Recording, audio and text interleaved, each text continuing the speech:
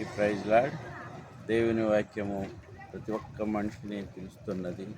సమస్తమైన భారము మోసుకుంటున్న ప్రజలారా, నా వద్దకు రండి, మీకు విశ్రాంతినిస్తానని దేవుడు సర్వలోకాన్ని పిలుస్తుంది.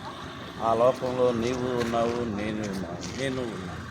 దేవుని వాక్యమును విని దేవుని దగ్గరకు వచ్చి, ఎవరైతే దేవుని దగ్గరకు వచ్చి వాక్యాన్ని ధ్యానిస్తారో ఆ వాక్యంలో దేవుని శక్తి ఉన్నది, వాక్యమే దేవుడై ఉన్నాడు అని మనము గుర్తెరిగి మనమును దేవుణ్ణి అనుసరిస్తే ఈ భూమి మీద ప్రతి భారమైనటువంటి మనము మోయలేని భారమైన కాడిని మన నుంచి దేవుడు తీసివేస్తానని బైబిల్ వాక్యం చెప్తుంది. ఎక్కడ బైబిల్లో దేవుడు వాక్యమై ఉన్నాడు అని ఎక్కడ చెప్తుంది అని మీలో ఎవరికైనా అనుమానం వస్తే అది యోహాను సువార్త 1వ అధ్యాయము 1వ వచనంలోనే యోహాను భక్తుడు ఈ రీతిగా మాట్లాడుతున్నాడు. దేవుని ఆది యందు వాక్యం ఉండెను, వాక్యము దేవుని యొద్దుండెను, ఆ వాక్యమే దేవుడై ఉండెను, ఆ వాక్యమే కృపాసత్య సంపూర్ణుడుగా మన మధ్యకు వచ్చెను.